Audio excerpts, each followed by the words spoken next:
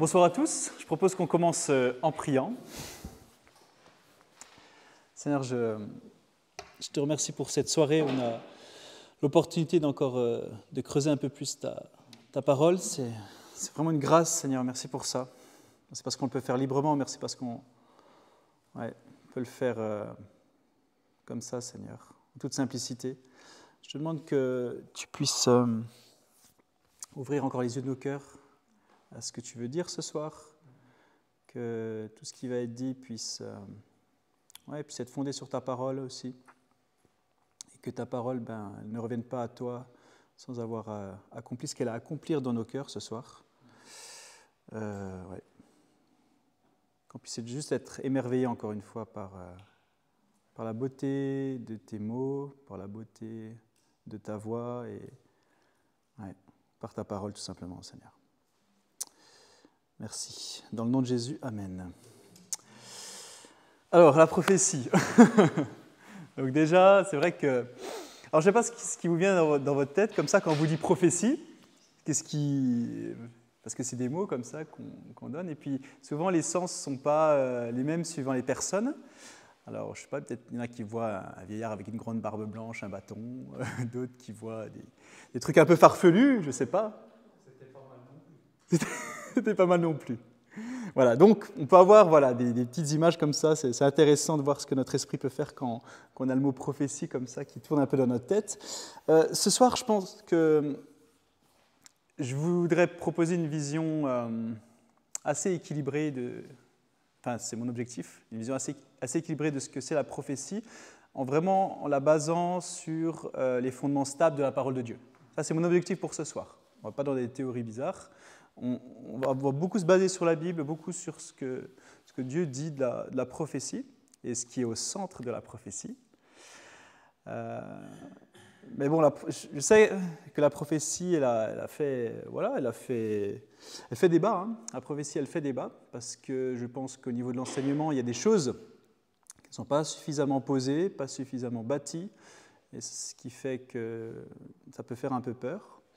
Mais je crois vraiment que, je le disais dans la petite vidéo, il y a vraiment deux attitudes qui peuvent faire que je pense qu'on peut vraiment attrister le Saint-Esprit quand on le néglige déjà, d'une première part, c'est-à-dire quand on néglige la prophétie ou tout autre don spirituel. Je pense que vraiment ça peut vraiment attrister l'esprit.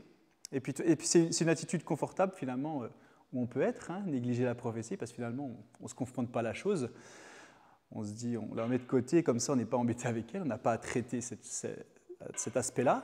Et puis l'autre chose qui est aussi dommageable, c'est rester que dans de la prophétie tout le temps, quoi. Et faire une overdose de ça. Le Seigneur m'a dit ça, le Seigneur m'a parlé, je dois aller à droite, je dois aller à gauche, quelle voiture je dois prendre, voilà. Et tout ça, on ne peut pas aller à droite ou à gauche sans un mot du Seigneur. Et là, je pense qu'on va dans l'overdose, dans la surdose, et ça fait du mal, autant que la négligence. Donc, mon objectif, c'est vraiment présenter une vision biblique de la prophétie. Et pour ça, on va lire ensemble un premier texte qui se trouve dans l'Apocalypse. On va beaucoup parler de l'Apocalypse. Alors, Apocalypse, chapitre 19, versets 7 à 10.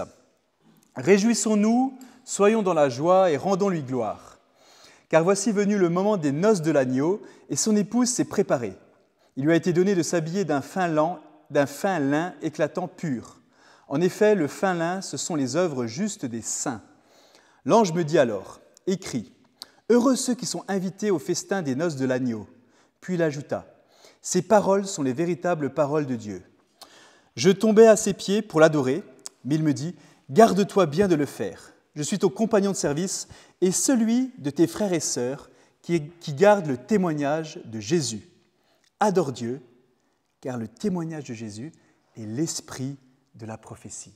Le témoignage de Jésus est l'esprit de la prophétie. Et ce que je veux dire, une première chose, c'est que vous savez, la prophétie, elle poursuit plein de buts, mais le plus grand des buts, c'est glorifier Jésus, c'est témoigner de Jésus. L'esprit Le témoignage de Jésus, c'est l'esprit de la prophétie. Et ce soir, on va revenir sur la prophétie, sur son importance. On va aller dans 1 Jean également. 1 Jean chapitre 3, versets 1 à 3, qui dit la chose suivante. « Voyez quel amour le Père nous a témoigné pour que nous soyons appelés enfants de Dieu. Et nous le sommes. Si le monde ne vous connaît pas, c'est qu'il ne l'a pas connu lui. Bien-aimés, nous sommes maintenant enfants de Dieu, et ce que nous serons un jour n'a pas encore été révélé. Mais nous savons que lorsque Christ apparaîtra, nous serons semblables à lui, parce que nous le verrons tel qu'il est. Toute personne qui possède cette espérance en lui se purifie comme lui-même est pur. » Je répète le verset 2. « Bien-aimés, nous sommes maintenant enfants de Dieu, et ce que nous serons un jour n'a pas encore été révélé. Mais nous savons que lorsque Christ apparaîtra, nous serons semblables à lui, parce que nous le verrons tel qu'il est. Toute personne qui possède cette espérance en lui se purifie comme lui-même est pur. » Donc, une des meilleures raisons d'étudier la prophétie, déjà, finalement, pourquoi étudier la prophétie? Une des meilleures raisons, c'est parce que la prophétie, ça constitue un des facteurs les plus purifiants de la vie chrétienne. Pourquoi? Parce que Jean, dans ce passage, il parle de la venue de Jésus-Christ, et il attend cette venue en sachant qu'on va finir par être semblable à Christ, et qui dit la chose suivante, que toute personne qui possède cette espérance, ce témoignage de Jésus en lui se purifie comme lui-même est pur. Toute personne qui a son espérance en Jésus-Christ se purifie. Parce que quand vous avez les yeux fixés sur le fait que Jésus va un jour revenir, eh bien ça vous aiguille dans la direction d'une vie pure. Vous savez, ça vous dit, Jésus va revenir, et puis je vais tout faire pour que ma vie elle soit en accord avec lui. Elle se mette en règle, elle soit purifiée par lui. Alors on est rendu pur par le sacrifice de Jésus-Christ, mais on est appelé à marcher dans ce chemin de pureté également.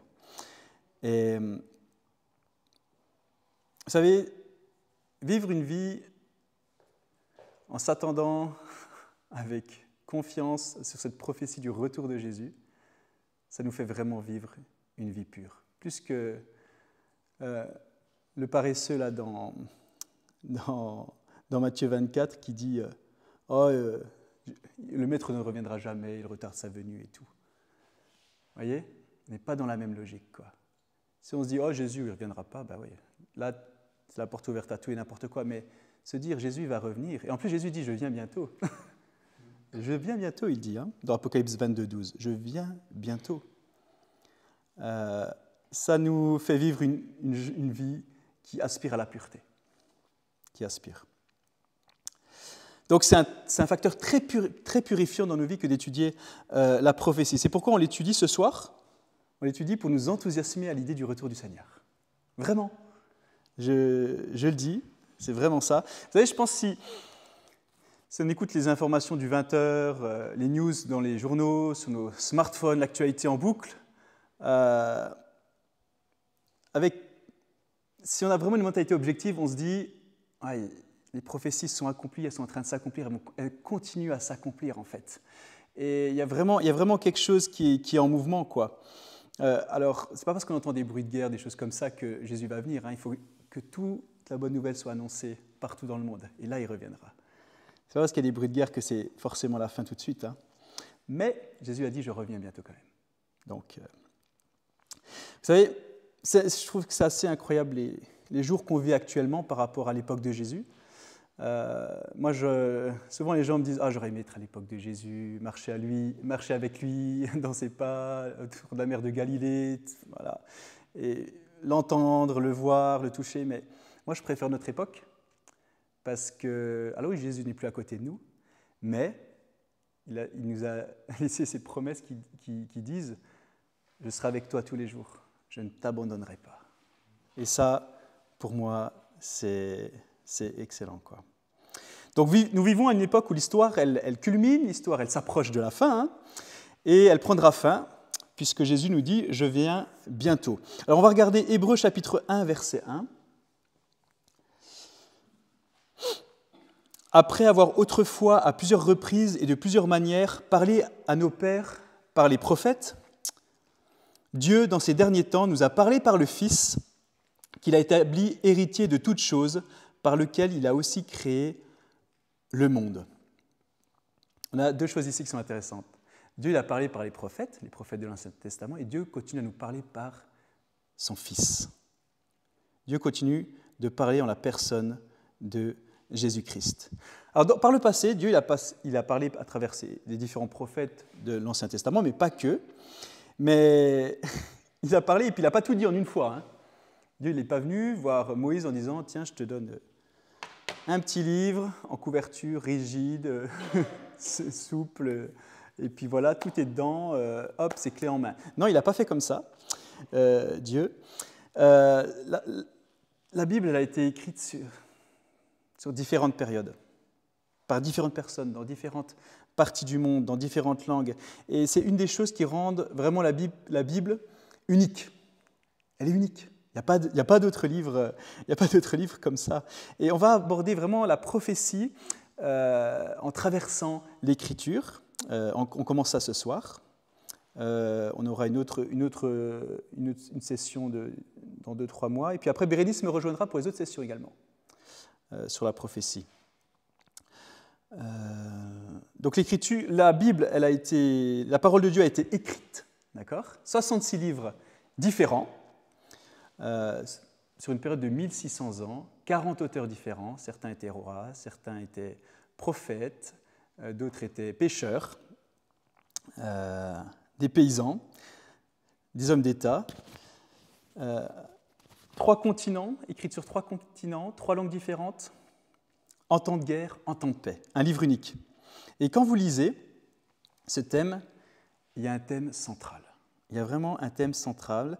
Et tous ces livres, quand vous les regardez, vraiment, ils semblent tous avoir un seul et même thème. Et on ne peut que regarder ce livre et se dire, c'est un ouvrage qui est guidé par le Saint-Esprit, qui a été inspiré.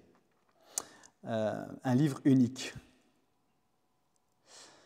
Alors, mettons n'importe quel autre livre. Prenons par exemple un traité sur la médecine avec 66 volumes, écrit sur 1600 ans, par 40 auteurs différents. Essayez de soigner un patient avec ça. Ça risque d'être compliqué, ça risque de ne pas être terrible, quoi.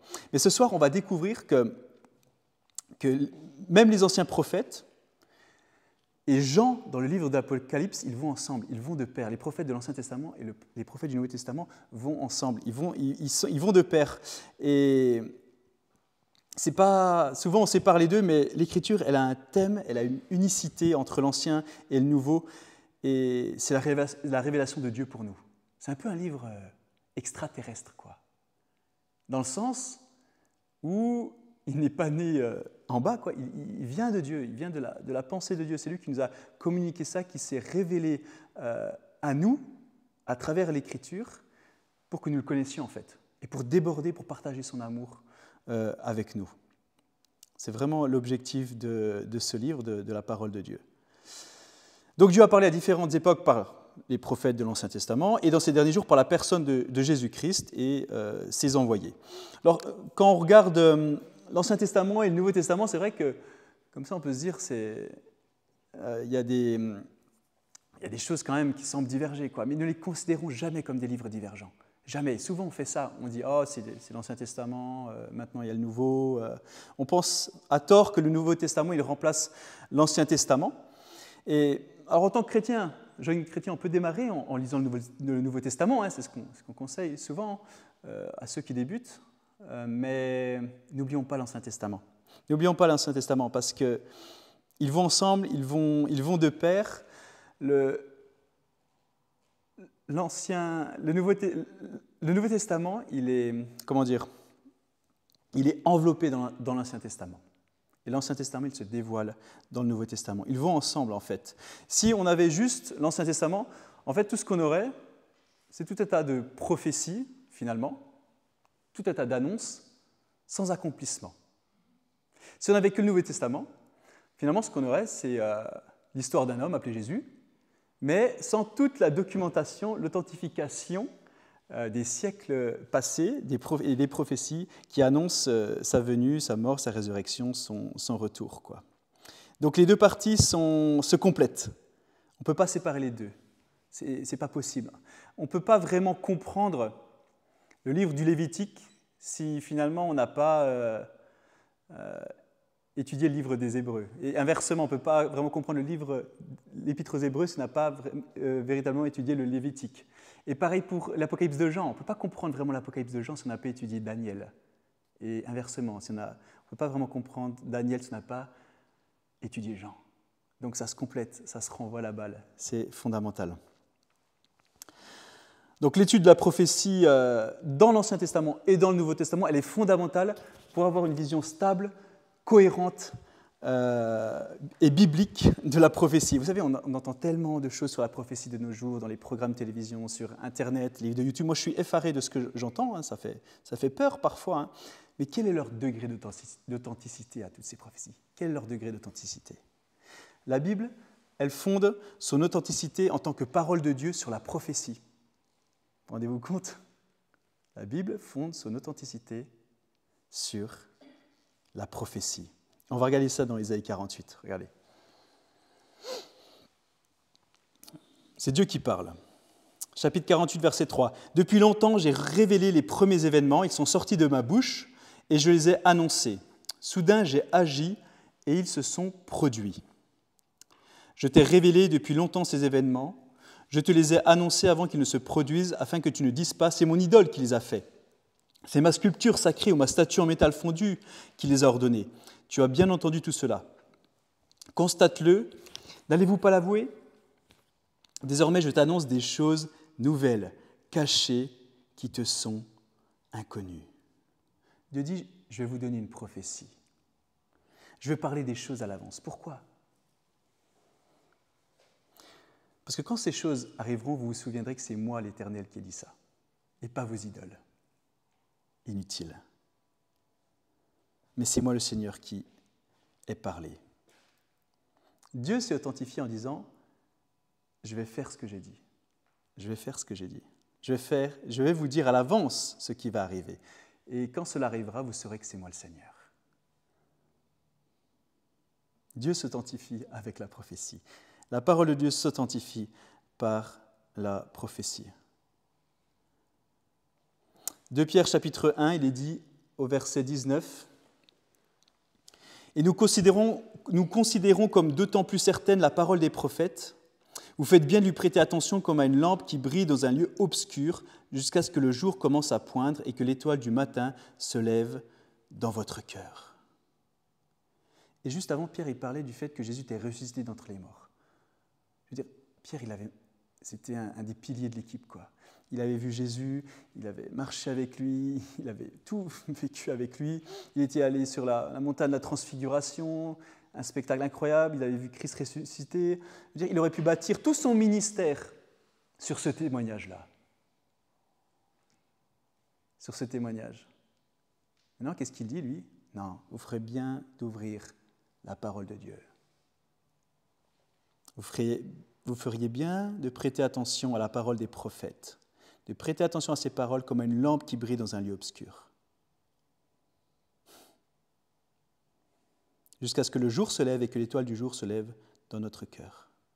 Pourquoi prêter attention aux prophéties? Parce que c'est comme une lumière qui brille dans le noir.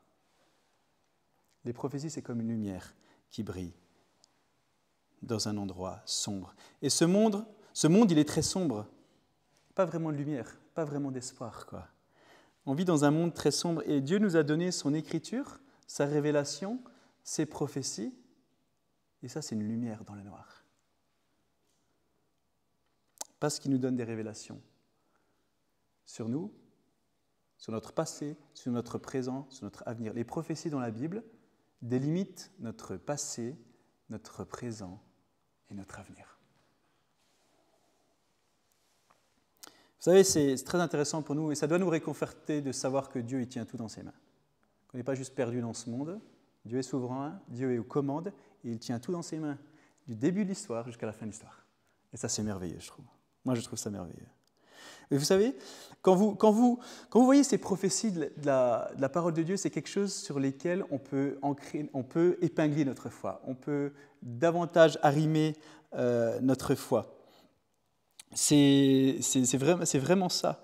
Ça nous donne vraiment... Quand vous lisez les prophéties et que vous constatez les accomplissements des prophéties, sur Jésus par exemple, c'est vraiment quelque chose sur laquelle on peut ancrer notre foi, quoi. Ça donne de la consistance à notre foi. Voici pourquoi on étudie la prophétie, parce que ça donne du corps à notre foi. Vous savez, souvent les chrétiens ont été accusés de... Enfin, accusés. Ils ont été décrits comme étant des gens qui ont une foi aveugle. Ils ne voient pas où ils marchent. Eh bien, c'est tout le contraire. On voit parfaitement où on va. On voit parfaitement où on va, parce que les prophéties délimitent notre passé, notre présent et notre avenir. On va regarder Luc chapitre 19. On va lire un passage étonnant sur une prophétie de Jésus, dans Luc chapitre 19. On va découvrir dans cette prophétie que Jésus il tient les chefs religieux de son époque comme responsables directs du fait qu'ils n'ont pas réussi à le reconnaître comme Messie. On va regarder ça dans Luc 19. Et s'ils avaient pris le temps juste, les chefs religieux de l'époque de Jésus, d'étudier le livre de Daniel, eh bien, peut-être qu'ils n'auraient pas loupé Jésus, je ne sais pas. S'ils avaient étudié les prophéties directes concernant Jésus, ils auraient su exactement quand viendrait le Messie. Mais comme ils n'ont pas étudié, comme ils n'ont pas prêté attention à la parole prophétique, ils ont loupé l'arrivée du Messie. Mais on va prendre ce passage de Daniel après. Remarquons, à partir du verset 28. « Après avoir dit cela, Jésus marcha devant la foule pour monter à Jérusalem. Lorsqu'il approcha de Bethphagée et de Béthanie vers la colline appelée Mont des Oliviers, Jésus envoya 2 de ses disciples en leur disant « Allez au village qui est en face. Quand vous y serez entrés, vous trouverez un ânon attaché sur lequel personne n'est encore jamais monté. Détachez-le et amenez-le. Si quelqu'un vous demande « Pourquoi le détachez-vous » vous lui répondrez « Le Seigneur en a besoin. » Ceux qui étaient envoyés partirent et trouvèrent tout comme Jésus leur avait dit. Comme ils détachaient l'ânon, ses maîtres leur dirent « Pourquoi détachez-vous l'ânon » Ils répondirent « Le Seigneur en a besoin. » Et ils amenèrent l'ânon à Jésus. Après avoir jeté leur manteau sur son dos, ils firent monter Jésus. À mesure qu'il avançait, les gens étendaient leurs vêtements sur le chemin. Déjà, il approchait de Jérusalem vers la descente du mont des Oliviers. Alors toute la foule des disciples, remplis de joie, se mirent à adresser à haute voix des louanges à Dieu pour tous les miracles qu'ils avaient vus. Ils disaient « Béni soit le roi qui vient au nom du Seigneur, paix dans le ciel et gloire dans les lieux très hauts. » Du milieu de la foule, quelques pharisiens dirent à Jésus « Maître, reprends tes disciples. » Il répondit « Je vous le dis, si eux se taisent, les pierres crieront. » J'aurais aimé qu'ils se taisent, les disciples, juste pour que les pierres crient. Je pense que ça aurait été un spectacle assez sympa. Juste imaginez ça, les pierres crient, des pierres qui crient. Imaginez, gloire à Dieu, quoi. Ça aurait été fantastique. Au verset 41, on continue, il dit « Quand il approcha de la ville et qu'il la vit, Jésus pleura sur elle et dit « Si seulement tu avais toi aussi reconnu aujourd'hui ce qui peut te donner la paix, mais maintenant cela est caché à tes yeux. Tes jours viendront pour toi où tes ennemis t'entoureront d'ouvrages fortifiés, t'encercleront et te serreront de tous côtés. Ils te détruiront, toi et tes enfants au milieu de toi, et ils ne laisseront pas en toi pierre sur pierre, parce que tu n'as pas reconnu le moment où tu as été visité. »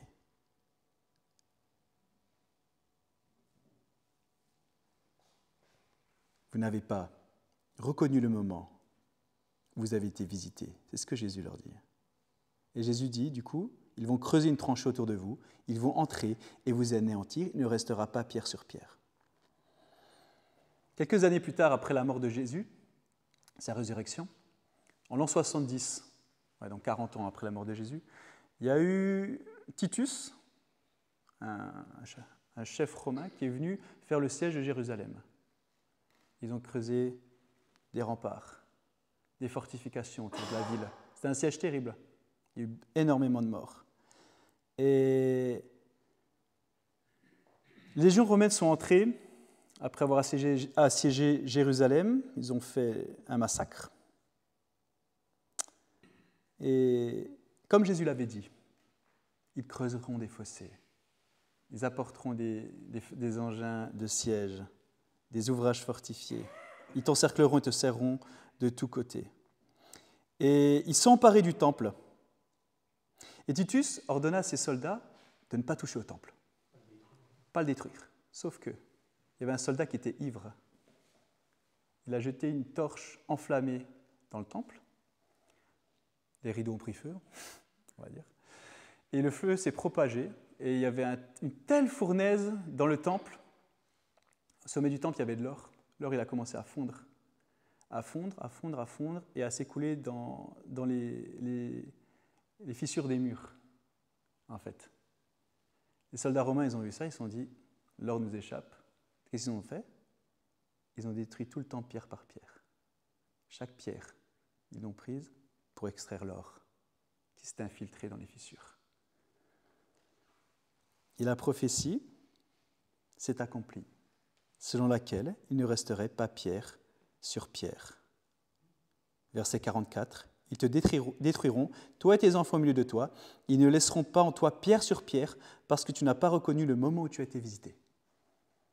40 ans avant, Jésus dit ça, 40 ans après, paf, ça se réalise.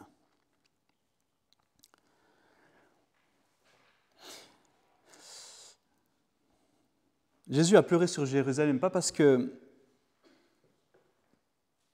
mourait, mais parce que son peuple l'avait rejeté.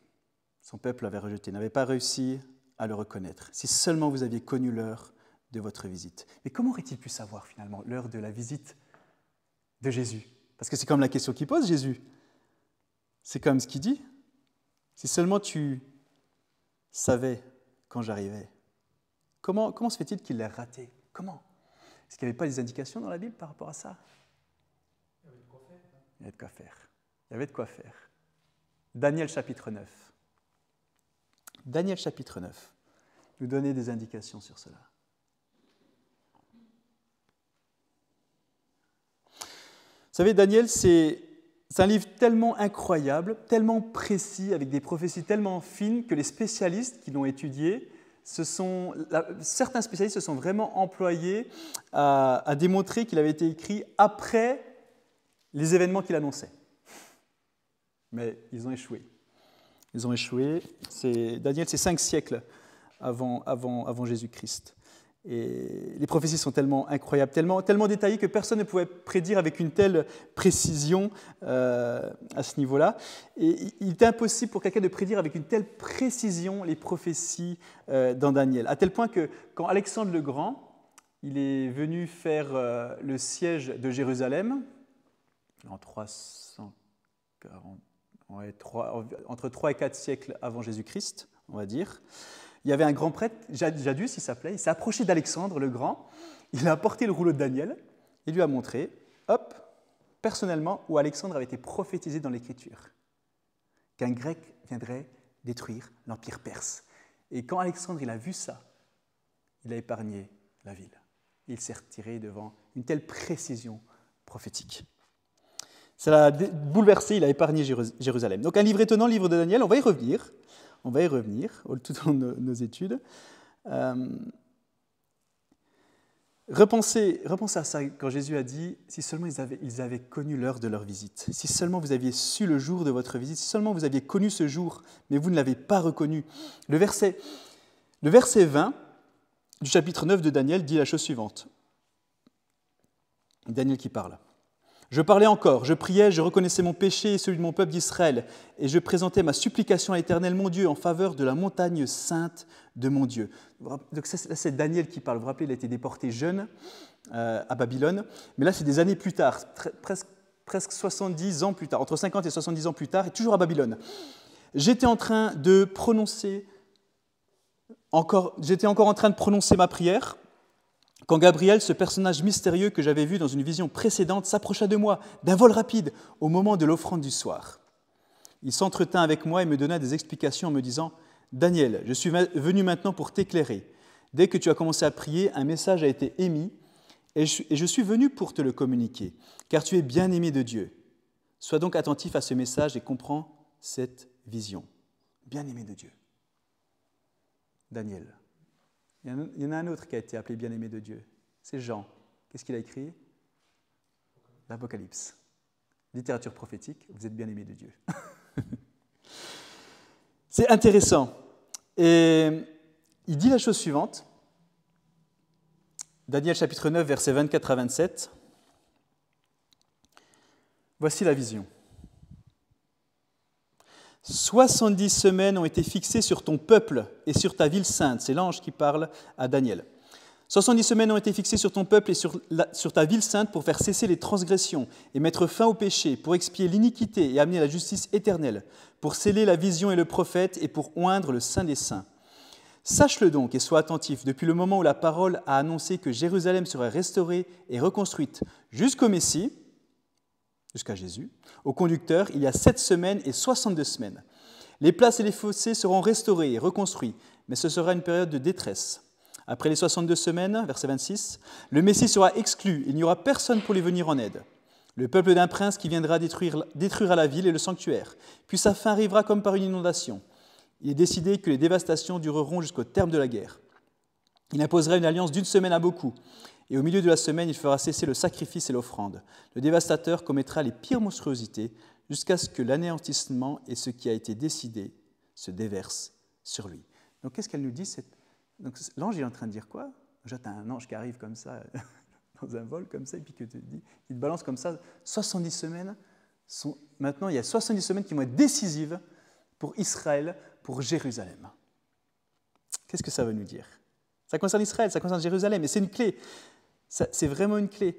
Et il dit, 70 semaines, pour faire cesser les transgressions, mettre fin au péché, pour expier l'iniquité. Tout ça s'accomplit. Tout ça s'accomplit. Mettre fin à la transgression, mettre fin au péché, expier l'iniquité. C'est à ce moment-là que Jésus est mort sur la croix. Ça ne s'accomplit plus, c'est fait. Ça, c'est déjà fait. Pour apporter une justice éternelle. On ne peut pas dire que c'est encore fait.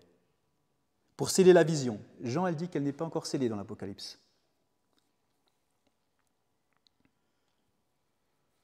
Et l'onction du très saint de Jésus-Christ, ça se fera plus tard également. Alors il dit quelque chose, certaines choses ici, que ça concerne Israël, Jérusalem, ça concerne deux princes différents. Verset 25, il y a le Messie, le prince qui va venir. Le verset 26, après que le Messie sera retranché, le prince du peuple, le prince qui viendra. Il écrit 70 semaines. Regardons comment c'est divisé au verset 25. Sache-le donc et sois attentif. Depuis le moment où la parole a annoncé que Jérusalem serait restaurée et reconstruite jusqu'au Messie, au conducteur, il y a 7 semaines et 62 semaines. Les places et les fossés seront restaurés et reconstruits, mais ce sera une période de détresse. Après les 62 semaines, le Messie sera exclu, il n'y aura plus personne pour lui venir en aide. Et puis il est dit, le peuple d'un prince qui viendra détruira la ville et le sanctuaire, puis sa fin arrivera comme par une inondation. Il est décidé que les dévastations dureront jusqu'au terme de la guerre. Il imposera une alliance d'1 semaine à beaucoup, et au milieu de la semaine, il fera cesser le sacrifice et l'offrande.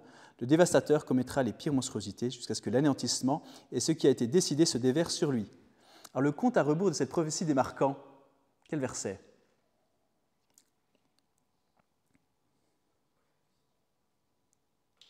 L'annonce de la restauration de Jérusalem, 25. Verset 25.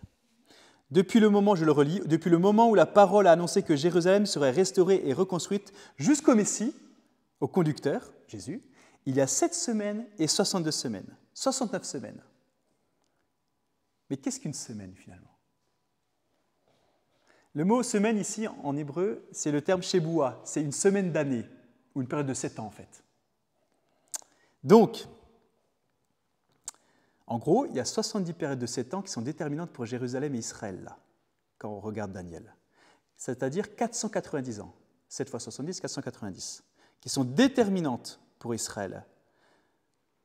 Chose très étrange, jeté comme ça en plein milieu du livre de Daniel. Daniel en captivité, un ange qui débarque, et qui, d'un coup, il dit Daniel, tu sais quoi, il y a 70 semaines qui sont déterminantes pour Israël, pour Jérusalem, et je te dis à partir de quand ça commence. Le compte à rebours, c'est le moment où le commandement retentit pour restaurer et reconstruire Jérusalem. Et verset 26, après 62 semaines, le Messie sera retranché. Il parle vers la 69e semaine. Donc on a les 7 semaines et les 60, ça fait 69 semaines. On parle de 490 ans. 490 ans pour 70 semaines. 69 semaines, c'est 483 ans. Donc, jusqu'au Messie, à partir du moment où il y a l'annonce que Jérusalem va être reconstruite jusqu'au Messie, il y a 69 semaines. 69 fois 7, 483 ans. Est-ce que c'est exact? Alors, 483 ans, si on doit prendre ça en jours, et il ne faut pas utiliser un calendrier, nos calendriers habituels, une année civile julienne de 365 jours, on est à Babylone, c'est une année civile de 360 jours déjà. Donc, vous prenez 483 ans, vous faites fois 360, vous avez 173 880 jours. Donc l'ange, il arrive comme ça, il débarque, il dit à Daniel, faites des calculs, quoi. Dans 173 880 jours, le Messie viendra, et le Messie sera retranché. C'est étonnant parce que dans l'histoire, il y a eu un seul moment dans la captivité d'Israël où Israël a été autorisé pour retourner, reconstruire spécifiquement la ville de Jérusalem. Ouais. Alors vous retrouvez ça dans les livres d'Esdras et de Néhémie. Vous avez Zorobabel qui va, vous avez Esdras qui va, Néhémie qui va. Zorobabel, c'était plus pour reconstruire le temple. Après, vous avez Esdras, c'est plus pour rétablir la Torah, le culte. Puis après, vous avez Néhémie qui vient reconstruire la ville, les murailles. Et c'est cette fois-là. Rappelez-vous le livre de Néhémie. Néhémie est triste et le roi lui dit « Pourquoi es-tu triste ?»« Parce que Israël me manque, Jérusalem me manque. Je dois y retourner. » Et Artaxerxès dit, lui permet de retourner dans le pays et de reconstruire. Si on doit compter à partir de ce jour, qui est le décret d'Artaxerxès, donc ce 14 mars 445 avant Jésus-Christ, ça c'est quelque chose qui est documenté par les historiens, le 14 mars 445 avant Jésus-Christ, il y a eu ce décret du roi Artaxerxès, je vais y arriver à la fin de la soirée, qui a dit, le 14 mars 445 avant Jésus-Christ, je donne l'ordre d'aller rebâtir Jérusalem et ses murailles. Ok ? Donc suivez-moi bien. 14 mars 445 avant Jésus-Christ, le décret pour reconstruire Jérusalem. Si on doit compter 173 880 jours depuis cette date, on arrive à quelle date? Allez, hop, vous avez... allez, 30 secondes. Il n'y en a pas qui sont bons en calcul mental ce soir. On arrive, je vous aide parce que là, ça, on va y prendre toute la soirée. Si on doit faire ce décompte-là, on arrive au 6 avril 32 après Jésus-Christ. 6 avril 32 après Jésus-Christ. Ça vous dit rien, 6 avril 32 après Jésus-Christ? C'est ça. C'est ça. C'est ça. Au jour près. Dimanche des Rameaux, l'entrée triomphale de Jésus. Annoncé dans les livres de Daniel. Daniel, c'est 5 siècles avant Jésus. 5 siècles. Et le gars, il dit, il y a un ange qui vient, 5 siècles avant Jésus, l'ange vient, il dit, dans 173 880 jours, le Messie arrivera, triomphant. Paf, 6 avril 32, en comptant. Jésus arrive, voilà. C'est documenté, je veux dire, c'est dans les évangiles, on a les dates, on a aussi tous les spécialistes, des historiens, Flavius Joseph, Pline, Cicéron, qui ont étudié ça, qui ont documenté ça. Alors certains ne sont pas tout à fait d'accord avec la date, mais voilà, 30 ans après Jésus, enfin, 30 ans après, une trentaine d'années après la naissance de Jésus-Christ, voilà, je veux dire, on est pas mal, quoi. On est pas mal, quoi. On oscille entre 20, 30 et 32. Mais ce début avril, il est intéressant, quoi. Donc, Dieu n'est jamais en retard, au jour près. Au jour près, les choses s'accomplissent selon sa volonté. Et tout ça, ça a été documenté dans l'histoire par un homme qui s'appelait Sir William Ramsay, un Anglais. Il a été fait chevalier pour avoir écrit tout ceci, il a tout documenté, quoi. Et la date du 6 avril 32, c'est quand même la date qui fait quand même référence pour plusieurs spécialistes, quand même. Après, il y a des questions de calendrier, d'harmonisation de calendrier, mais ça, C'est quand même fort. 5 siècles avant, de dire, il y a un gars qui va venir, le Messie qui va venir, 30 ans après le début de votre calendrier, quoi. Paf. Je trouve ça assez fort quand même. Okay. Donc ça, c'est bon. Alors ça, Dieu n'est jamais en retard. Maintenant, si vous êtes juif, ça a une grande importance. Ça a une très grande importance si vous êtes juif. Parce que on peut pas, les juifs ne croient pas que Jésus-Christ c'était le Messie. Mais il y a un problème. Parce que selon la prophétie de Daniel, le Messie devait apparaître après la 69e semaine et avant la destruction du temple. Est-ce qui est le seul à avoir fait ça dans l'histoire? C'est Jésus. Il n'y a pas eu un autre qui est venu comme ça, en fait. Il n'y a pas eu un autre. Donc, si on ne croit pas que Jésus c'est le Messie, on doit retirer Daniel 9. Voilà. On revient au texte. On va regarder Luc chapitre 24, verset 13. Ce même jour, 2 disciples se rendaient à un village appelé Emmaüs, éloigné de Jérusalem, d'une 12aine de kilomètres. Ils discutaient ensemble de tout ce qui s'était passé, donc c'était après la résurrection. Pendant qu'ils parlaient et discutaient, Jésus lui-même s'approcha et fit route avec eux. Mais leurs yeux étaient empêchés de le reconnaître. Il leur dit « De quoi parlez-vous en marchant pour avoir l'air si triste ?» L'un d'eux, dénommé Cléopas, lui répondit « Es-tu le seul en séjour à Jérusalem qui ne sache pas ce qui est arrivé ces jours-ci ?»« Quoi ?» leur dit-il. Ils lui répondirent « Ce qui est arrivé à Jésus de Nazareth, qui était un prophète puissant en actes et en parole devant Dieu et devant tout le peuple, et comment les chefs des prêtres et nos magistrats l'ont fait arrêter pour qu'il soit condamné à mort et l'ont crucifié. Nous espérions que ce serait lui qui délivrerait Israël. Mais avec tout cela, voici déjà le 3e jour que ces événements se sont produits. Il est vrai que quelques femmes de notre groupe nous ont beaucoup étonnés. Elles se sont rendues de grand matin au tombeau et n'ont pas trouvé son corps. Elles sont venues dire que des anges leur sont apparus et ont annoncé qu'il est vivant. Quelques-uns des nôtres sont allés au tombeau. Ils ont trouvé les choses comme les femmes l'avaient dit, mais lui, ils ne l'ont pas vu. Alors Jésus leur dit, « Hommes sans intelligence, dont le cœur est lent à croire tout ce qu'ont dit les prophètes, ne fallait-il pas que le Messie souffre ces choses et qu'il entre dans sa gloire ?» Puis en commençant par les écrits de Moïse et continuant par ceux de tous les prophètes, il leur expliqua dans toutes les Écritures ce qui le concernait. Waouh! J'aurais aimé que ce soit enregistré, une étude biblique comme ça, une étude biblique prophétique comme ça, parce que Jésus, finalement, la toute première étude biblique qu'il a donnée après sa résurrection, c'était une étude biblique prophétique. Il leur montra toutes les choses prophétisées concernant sa venue. Je veux dire, il a parcouru tous les livres avec les psaumes, Ésaïe 53, Daniel 9, tous les autres prophètes. Ça devait être... J'aurais aimé que cela soit enregistré. Et c'est pas anodin que Jésus fasse appel à la prophétie. Sa première étude biblique après sa résurrection était prophétique parce que ça montrait qu'il était l'accomplissement de la prophétie de l'Ancien Testament. Jésus est l'accomplissement de la prophétie de l'Ancien Testament. C'est vraiment un fondement que je veux poser ce soir. Jésus, c'est l'accomplissement de la prophétie. Et le but de la prophétie, c'est glorifier Jésus. Le but ultime, glorifier Jésus. Et donc, les prophéties, c'est important. Il a pris le temps tout de suite de parler des prophéties le concernant. Pourquoi ? Parce qu'il y a plus de 330 prophéties qui concernent la première venue de Jésus-Christ. Plus de 330. Et il les a toutes accomplies. Alors, des gens ont dit, Jésus l'a fait délibérément accomplir ses prophéties. Il a essayé de vivre sa vie pour accomplir des prophéties, c'est ce que les gens ont dit. Alors ça pourrait avoir du sens, hein, on pourrait délibérément vouloir accomplir des prophéties marquées quelque part, mais mourir pour ça, ce serait un peu stupide. Et puis de toute façon, il y a des choses prophétiques, des choses que prophétiquement on ne peut pas faire.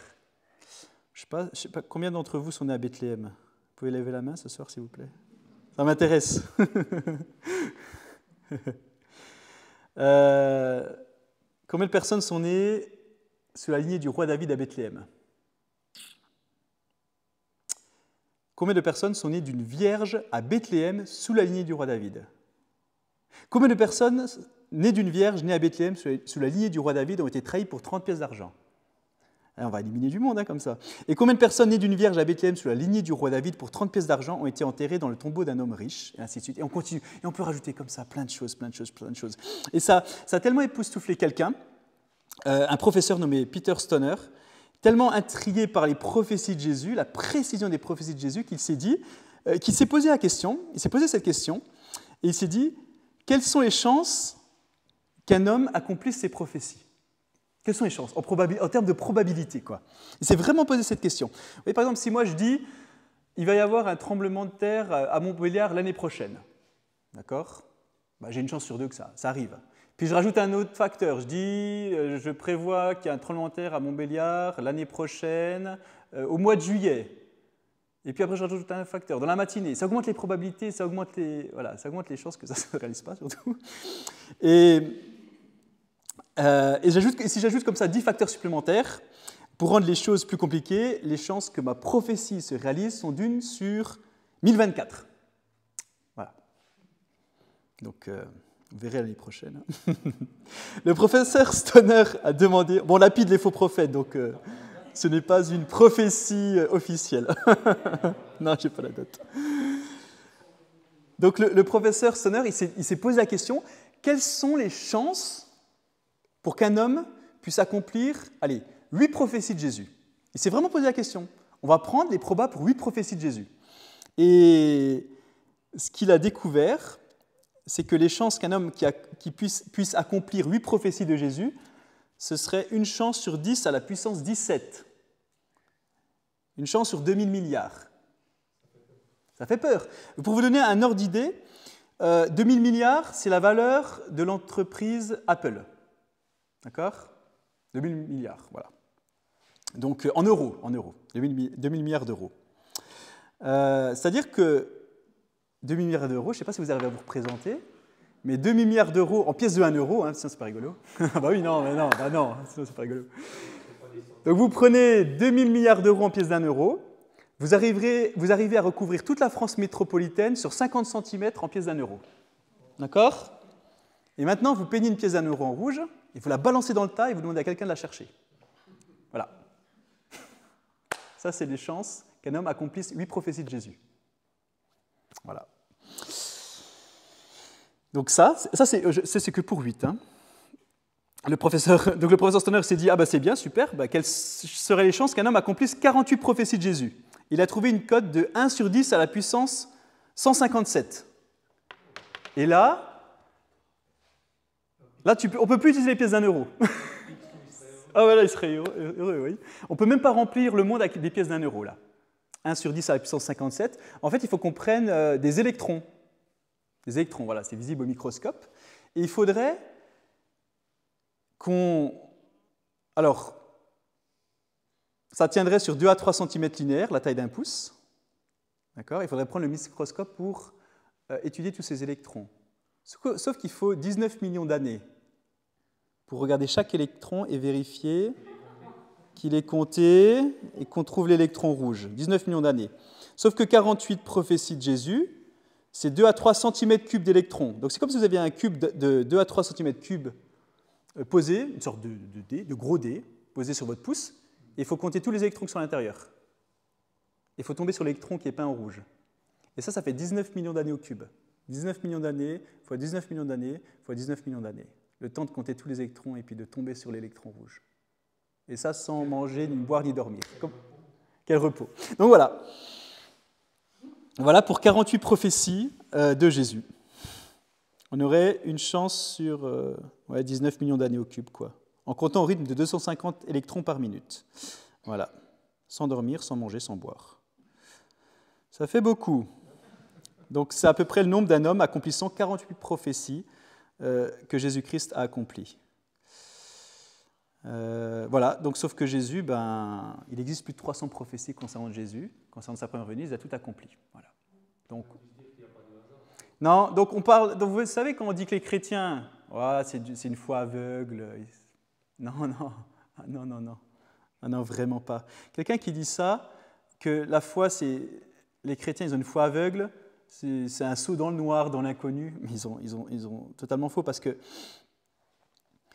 les gens qui disent ça, c'est des gens qui n'ont pas vraiment examiner les preuves scripturaires, les preuves de l'Écriture, les prophéties de l'Écriture.